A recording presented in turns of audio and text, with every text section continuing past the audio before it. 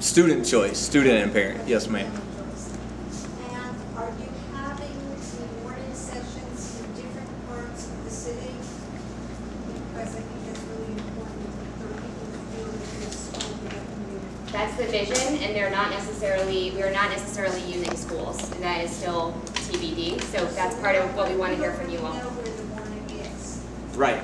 So if you say you want to go somewhere in the afternoon on site, you in fact know where on site is. Well, our mission is that there will be sites in every part of the city. Now, will they be across the street from you? We cannot promise you that. We have made a commitment to the community, to the parents, that we will offer sites, to serve the greater Pittsburgh area, to serve all of Pittsburgh. Yes, sir. So just a related question on that point. How decoupled are students' choices about activities from where they are in the morning? So if they're at their neighborhood school in the morning, do they then go to any other off-site place in the afternoon? Definitely, completely decoupled. If I, and that's, yeah, completely decoupled. I can pick whichever activity I want to go to. And do students have choice about where they are in the morning as well? So, exactly, and that's what Tanya was talking about with the themes that will be linked to where they go in the morning. Can you propose it be a site for morning activities as well as afternoon activities? I mean, can you propose, hey, come to my place and do the literacy, and then we can do the activity in the afternoon? That is something that you are able to propose. Sorry. Yes, ma'am. I've got like several questions. Okay. Narrow it down to about Thank you three. for being patient. Yeah, for sure. One, is there a cap on the amount that an organization can request As far as budget, as far as budget? that we know of right now, no, but our budget is based on, the activities budget is based on stabilization funds, which will come through the state budget. So until the state budget is passed, we have no idea. I'm sorry.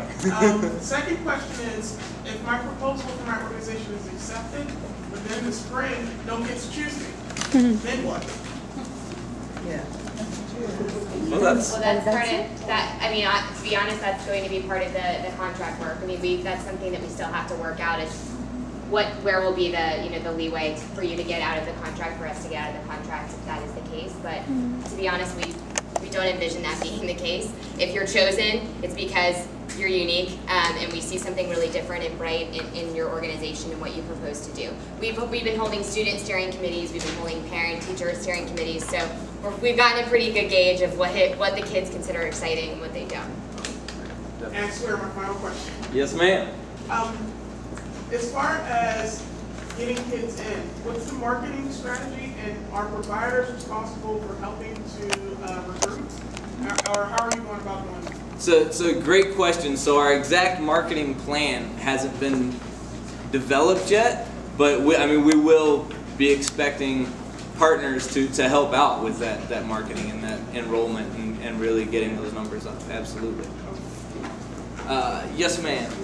How many organizations will you choose?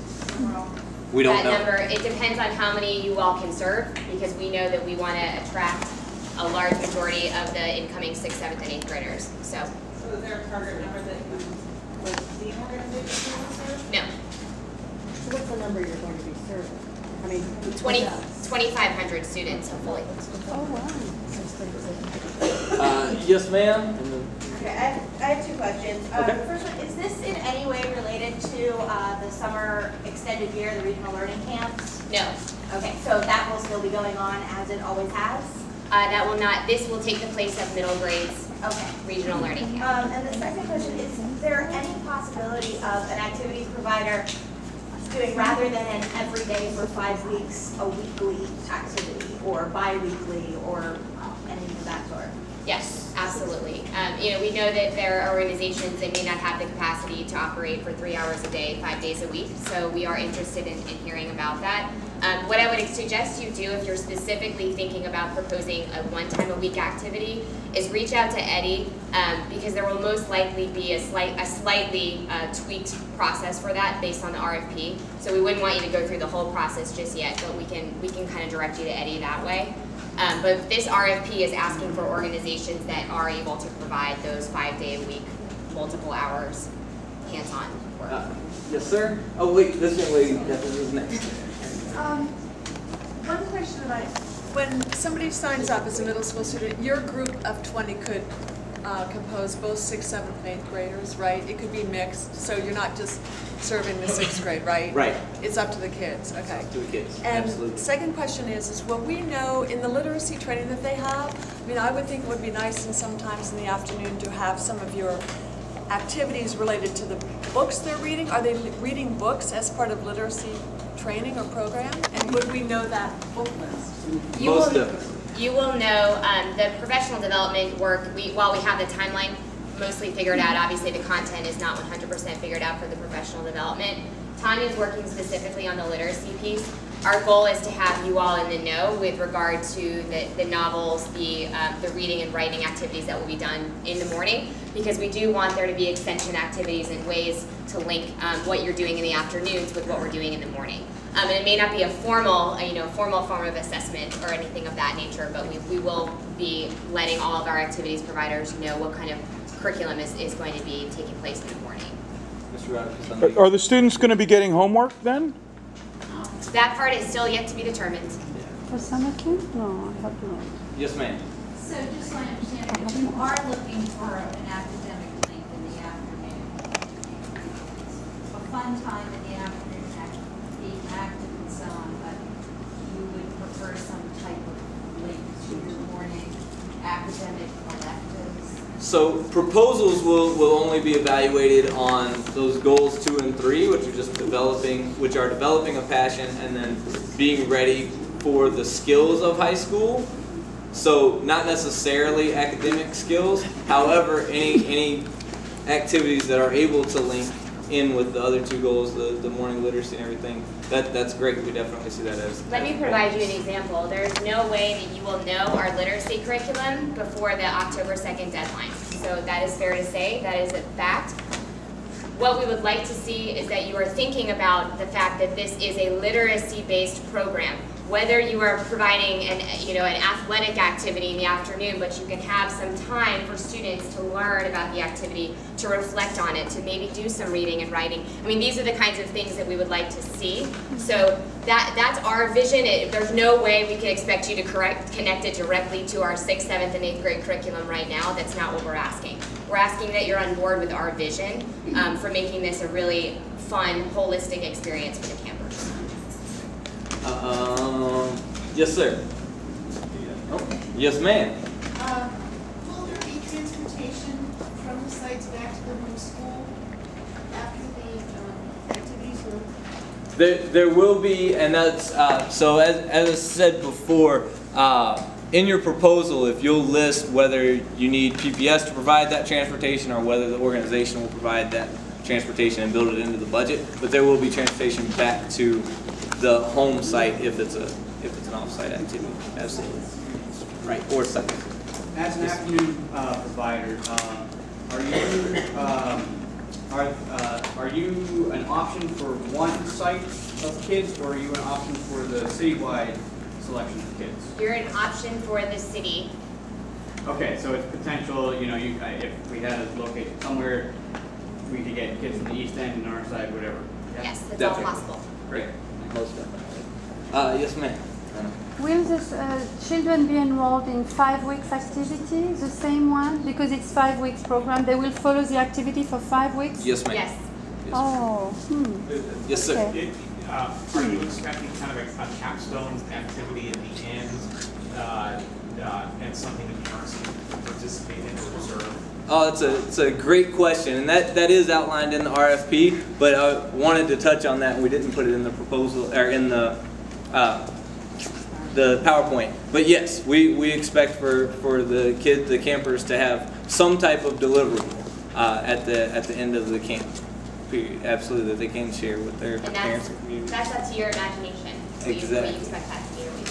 Yes, ma'am. I have a question about site logistics. Ma'am, I'm sorry. Site logistics. Yes, ma'am. RFP. It says that this one says you were going to serve approximately 3,750, but you just said 2,500. Well, we think roughly with the numbers that we've seen.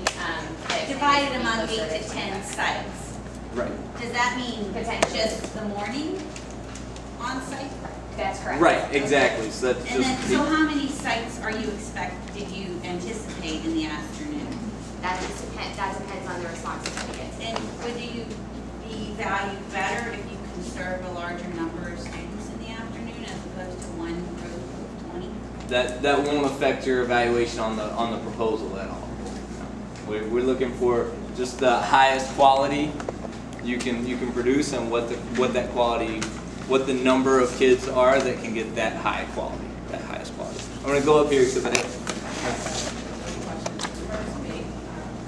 multiple sites. The question was asked, if there are going to be multiple sites and you're going to be in the service of the site and someone picks your service, you have to imply or indicate in the RFP where you would like to be situated, i.e. if I'm a service provider in the East End, but the children from the site in the North Hills or the North Side in, let's say, the East Side pick my service. Am I saying that I can only service on site East End students, or am I saying that anybody that picks my site, anybody that picks my service, I have to provide it in any one of the sites that you designate?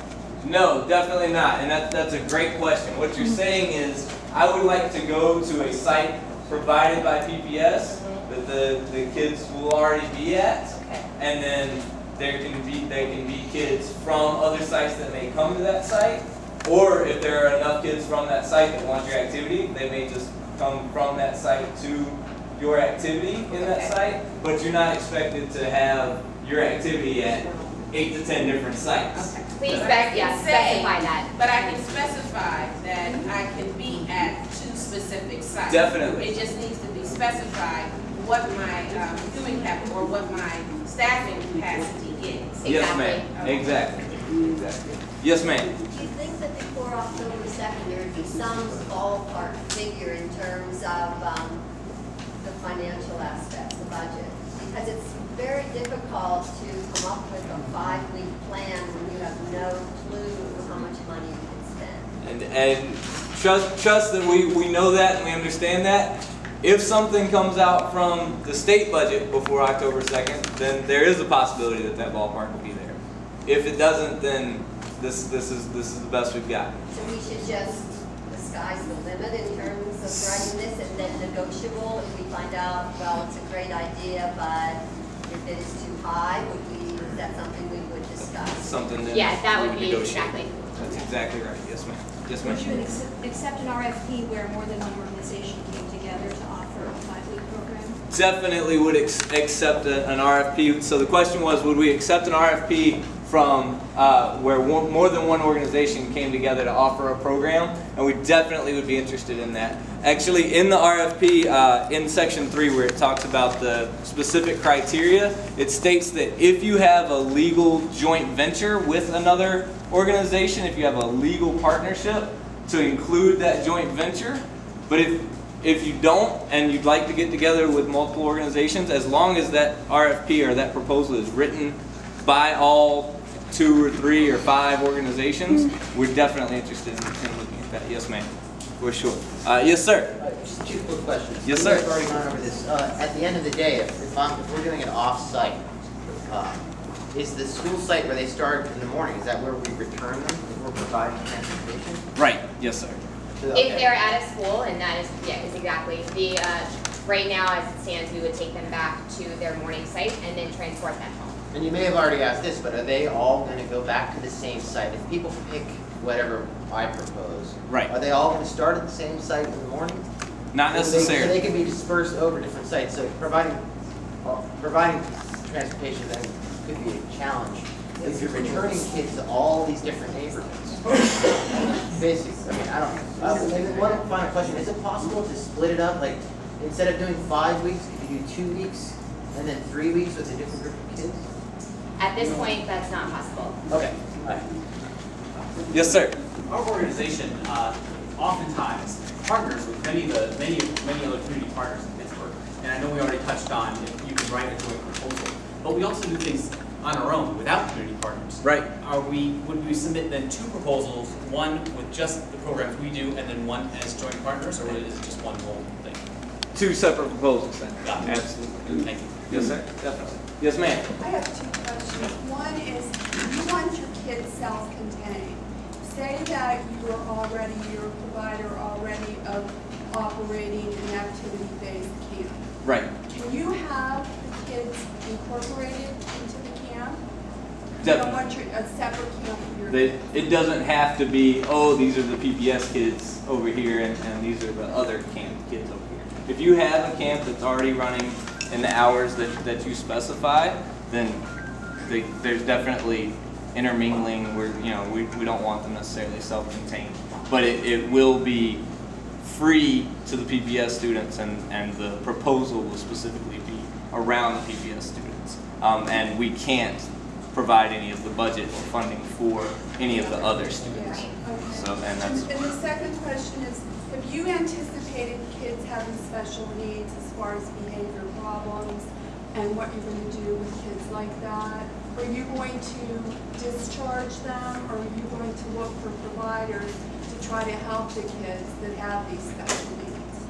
So that's a great question, and so in PPS, students with a specific level of special needs have their own completely separate summer program. It's ESY, the extended school year.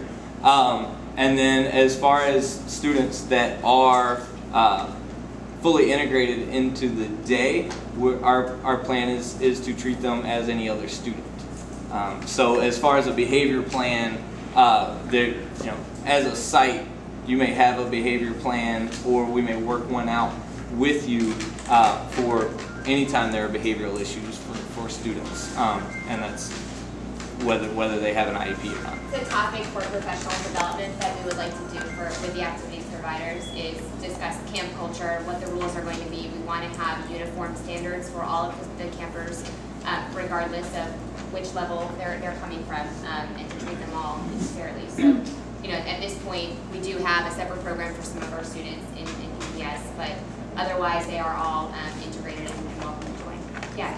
Just to kind of clarify that, so there's not a completely separate program necessarily for all students with special needs, and it's not necessarily based on the intensity of the need or like an academic performance over the school year.